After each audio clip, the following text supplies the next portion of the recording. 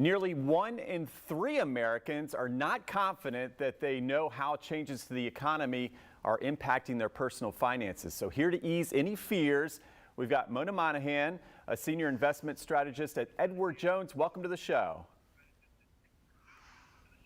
Thanks, Mike. Great to be here. Okay, the first question is this. So how are economic changes like interest and inflation rates and supply chain disruptions having an impact on personal finances? Yeah, absolutely. You know, when we took this survey, we're just emerging from the global pandemic, and Americans were really concerned. The top of their concerns were inflation, interest rates, those supply chain disruptions you mentioned, and even the labor economy. And of course, you know, a few weeks later, we're now faced with a geopolitical crisis over in Russia and Ukraine.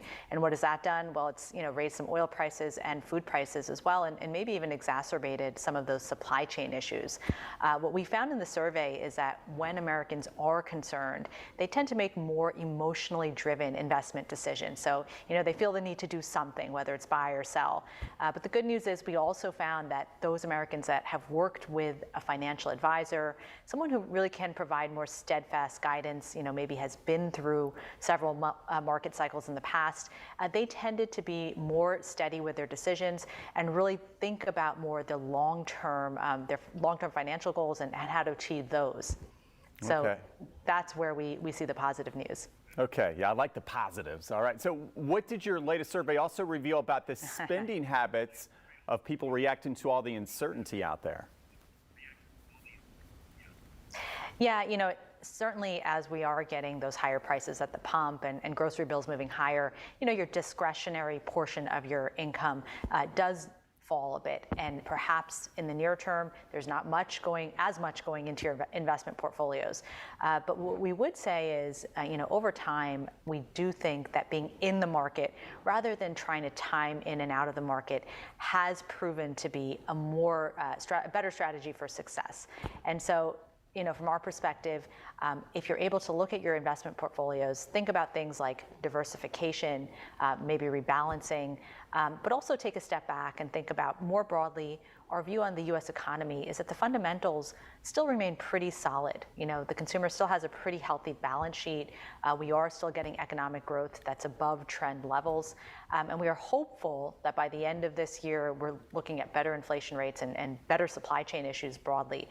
So over time, this actually could become an opportunity rather than a reason to fear the markets. So keep that in mind as you move forward as well. Yes, I like the opportunity talk, but you know, we also have an emotional aspect to all of this. Talk more about that. Yeah, absolutely. You know, as I noted, sometimes when you are looking at market returns on a day-to-day basis, it is difficult to separate yourself from, you know, your own investment returns. And, you know, we always say markets tend to be driven by two emotions, fear or greed.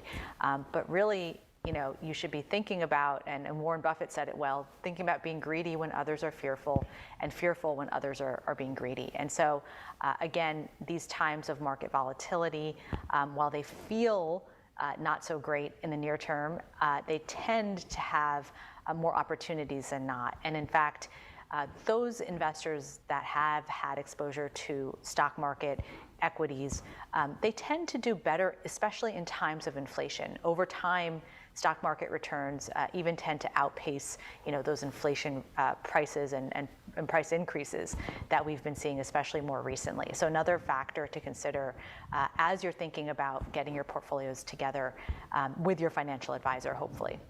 Okay, very good. Stay the course, stay patient, stay calm. And when should someone seek the advice of a financial advisor? Yeah, you know, in our view, obviously, we always say the sooner the better, because you get the power of compounding.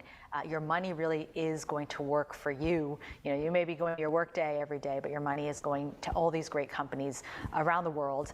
And I think generally, you know, if you're able to build that nest egg sooner, you can not only achieve your goals, but sometimes even exceed them if you are able to stay that course within your investment portfolio, not give in to some of those emotionally driven impulses.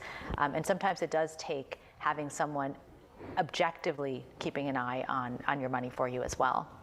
Okay, very good. Thank you for all of your helpful advice. And where can viewers go for more information? Sure, edwardjones.com. We're happy to help set up a conversation with an advisor right in your area. All right, there you have it. And of course, check out our website in case you missed it. Go to firstcoastliving.net.